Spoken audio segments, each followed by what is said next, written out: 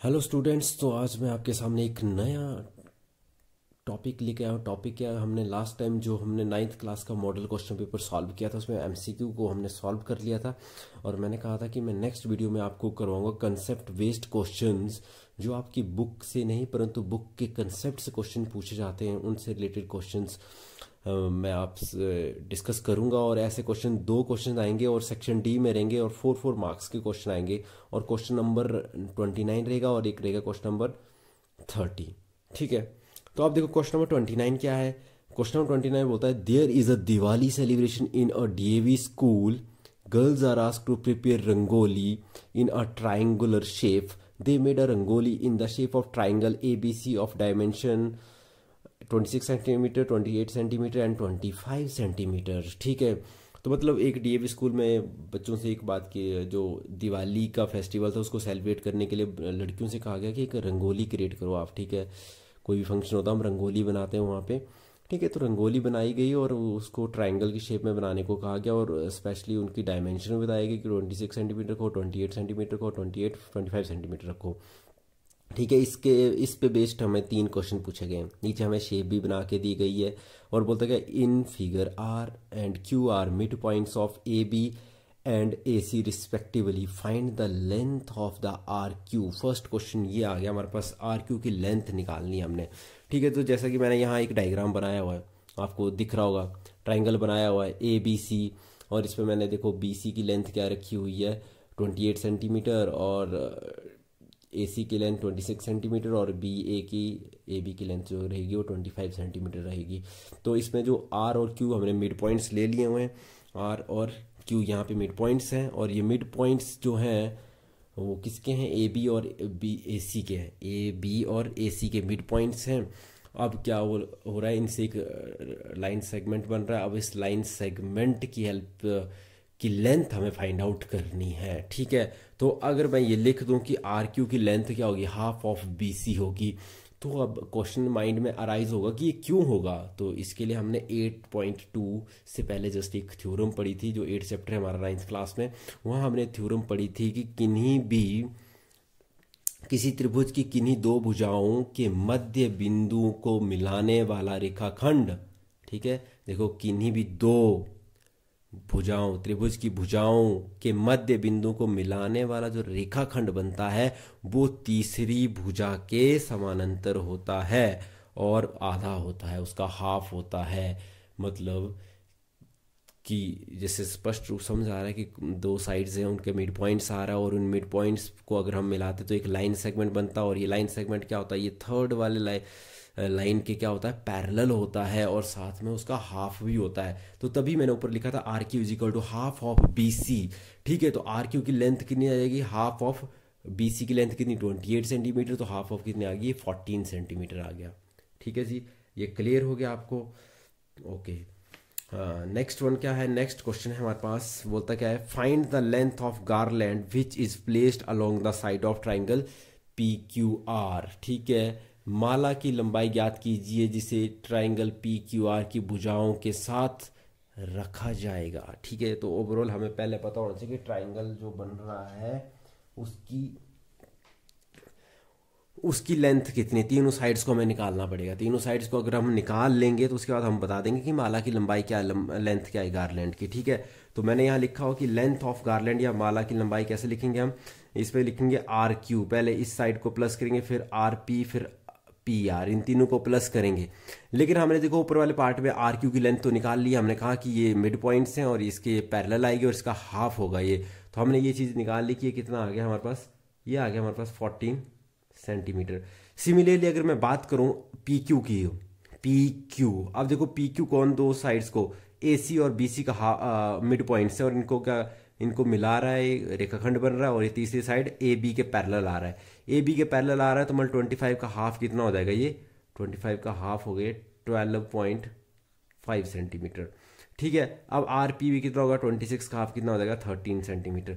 ठीक है, अब मैंने यहाँ लिखे हुए हैं 13, 14, 12.5 एंड 13, तो टोटल कितना आ गया 39.5 सेंटीमीटर। ठीक है, तो ये आपको समझ आ गया। इसके बाद नेक्स्ट वन क्या बोलता है कि नेक्स्ट क्वेश्चन हमारा ये बोलता है हमारे को कि R P Q R the midpoints of A B A C respectively, then find the relation between area of triangle P Q R and area of triangle A B C.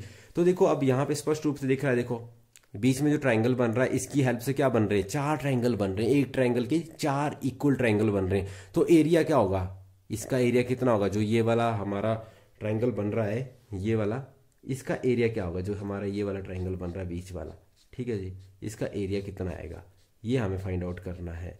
तो simple सी बात है, इसका area कितना आएगा, 1/4 आएगा, 1/4 of total area of ABC. ठीक है, तो हमें इसका रिलेशन क्या आएगा, एरिया ऑफ जो आपके पास आएगा area of triangle P Q R is equal to 1/4 of area of triangle ABC. जो एबीसी का पूरा एरिया आएगा उसका 1/4 करेंगे तो ऑटोमेटिक हमारे पास आंसर आ जाएगा ये बीच वाला।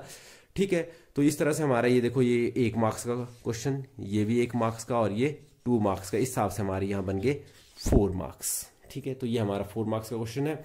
ठीक है, अब नेक्स्ट क्वेश्चन क्या है कि once 4 friends Rahul and Arun, Ajay and Vijay went for a picnic at a hill station. ठीक है, due to a peak season they did not get a proper hotel in the city, the weather was fine, so they decided to make a conical tent at a park. ठीक है, they were carrying 200 meter square cloth with them. They made a conical tent with the height 8 meter and diameter of 12 यहाँ metre होगा शायद में, ठीक है metre होगा, यहाँ सेंटीमीटर का रखा है इन्होंने, 12 सेंटीमीटर का तो बनेगा ही नहीं, उसमें आदमी कैसा रहेगा, तो ये रहेगा 12 metre. The remaining cloth was used for the floor. ठीक है, यहाँ नीचे देखो आपको यहाँ पे दिया हुआ है, यहाँ पे नीचे क्या है, ये 12 मीटर, ये तो ऊपर इंग्लिश में यहाँ शायद क्वेश्चन में मिस्टेक हुई होगी। ठीक है जी, तो ये क्लियर हो गया। अब इसके बाद नेक्स्ट वन देखते हैं, अब इसके क्वेश्चंस क्या है, इसकी डायग्राम भी हमें दी हुई है, नीचे क्वेश्चंस क्या दिए हुए हैं कि what is the slant height of the tent. अब स्लांट हाइट कौन सी होती है, फिर उसके बाद बोलता है तिरक ऊंचाई, उसके बाद हमें नेक्स्ट क्वेश्चन क्या रहता है, नेक्स्ट क्वेश्चन रह रहा है हमारे पास कि what is the curve surface area of text, या टेंट बोलना था, टेक्स्ट गलती से हो गया हुआ है, what was the volume of the tent. ठीक है, 3 चीजें निकालनी है हमें। तो फर्स्ट ऑफ ऑल मैं इसकी डायग्राम बनाऊंगा, फिर ये सारे क्वेश्चन को मैं सॉल्व करके बताऊंगा आपको। ठीक है, तो ये देखो मैंने यहाँ पे डायग्राम क्रिएट किया हुआ है, जैसे कि ये मैंने बना दिया टेंट, टेंट की हाइट कितनी 8 मीटर रख दी, और इसका डायमीटर कितना 12 मीटर, और इसका रेडियस कितना आ जाएगा 6 मीटर। ठीक है, आप सब जानते हैं कि ये इस तरह से ही वर्कआउट करता है, वर्कआउट इन द सेंस कि डायमीटर जो रेडियस होता है उसका डायमीटर का क्या होता है, हाफ होता है। ठीक है जी, तो अब मैं यहाँ पे डायमीटर को शॉर्ट में लिख रहा हूँ, डायमीटर मतलब व्यास, d हमें d is equal to 12 metre है, r इज इक्वल टू 12/2 करेंगे तो 6 मीटर आ जाएगा। हाइट ऑफ टेंट कितनी है, 8 मीटर है। फिर देखो एल स्क्वायर जो हमें स्लांट हाइट निकालनी है, तो स्लांट हाइट जैसे मैंने डायग्राम में बनाया हुआ है, स्लांट हाइट कितनी है, जैसे ये एल जो हमें निकालना है। ठीक है, स्लांट हाइट जैसे राइट एंगल ट्राइंगल बन रहा है यहाँ पे, तो राइट एंगल ट्राइंगल से हम क्या करेंगे, पाइथागोरस थ्योरम लगाएंगे, और फॉर्मूला भी होता है हमारा डायरेक्ट कि L square is equal to R square plus H square. तो एल कितना, आर कितना यहाँ पे 6, तो 6 का स्क्वायर प्लस 8 का स्क्वायर, 6 का स्क्वायर क्या तो कितना बन गया 36 प्लस 64, तो टोटल कितना हो गया 100, और 100 का जो स्क्वायर रूट होता है वो आपका जाता है 10। तो इस तरह से हमारा आंसर क्या आ गया, एल कितना आ गया 10 सेंटीमीटर। तो ये हमारा फर्स्ट पार्ट था, इसका 1 मार्क्स का सम था। उसका नेक्स्ट क्वेश्चन था कि CSA ऑफ कोन निकालना है, मतलब जो टेंट का है वो क्या निकालना है, टेंट का वक्र पृष्ठीय क्षेत्रफल निकालना है। तो मतलब CSA कर्व्ड सरफेस एरिया निकालना है, तो कर्व्ड सरफेस एरिया निकालने का फॉर्मूला क्या है, पाई आर एल, ये फॉर्मूला है। ठीक है, तो पाई की वैल्यू में क्या पुट करेंगे 22.7, आर कितना हमारे पास, आर हमने 6 निकाला हुआ है।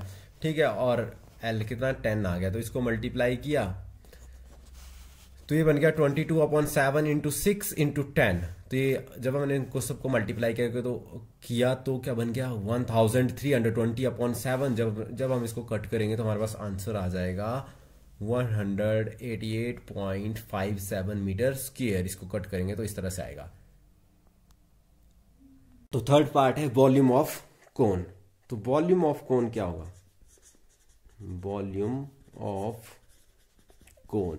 ठीक है, फॉर्मूला अगर आपको पता होगा तो आप इजीली कर पाएंगे। होता क्या है, वॉल्यूम ऑफ कोन क्या होता है, 1/3 पाई आर स्क्वायर एच। ठीक है, अब 1/3, ठीक है जी, 1/3 पाई की वैल्यू आप क्या रखोगे 22/7। आर देखो यहाँ पे क्या है 6 का स्क्वायर है, तो 2 बार 6 इंटू 6 कर देंगे, और एच कितना है, 8 है, ठीक है।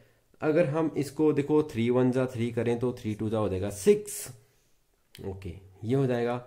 अगर हम इसको मल्टीप्लाई कर दें तो क्या बनता है, अगर हम इस चीज़ को मल्टीप्लाई करते हैं तो क्या बनेगा, 22 को 2 से मल्टीप्लाई किया तो हो जाएगा 44, 44 को 6 8 जा 48 हो जाएगा अपॉन 7, ठीक है। इन सबको मल्टीप्लाई करेंगे तो 2112 आ जाएगा और अपॉन 7, ठीक है। जब आप इसको कट करोगे तो आपका आंसर कितना आएगा, आपका आंसर बन जाएगा जब ये करेंगे तो 7 3 जा 21, फिर आपको 0 लगाना पड़ेगा, फिर बनेगा 7 1 जा 7, फिर 4 बच जाएगा 0.71, अप्रॉक्सीमेट आ जाएगा 301.71 सेंटीमीटर क्यूब आ जाएगा आपका आंसर। तो ठीक है, इस तरह से आपका ये पूरा क्वेश्चन सॉल्व हो चुका है, ठीक है। अगर आप ऐसी और वीडियो चाहते हैं तो काइंडली आप अपने क्लासमेट्स के साथ शेयर कर सकते हैं जो 9th क्लास में पढ़ रहे हैं और जो कॉम्पिटिटिव एग्जाम की तैयारी कर रहे हैं, उनके साथ मेरा चैनल शेयर करो और मेरा चैनल सब्सक्राइब करवाओ ताकि मैं और आपको लिए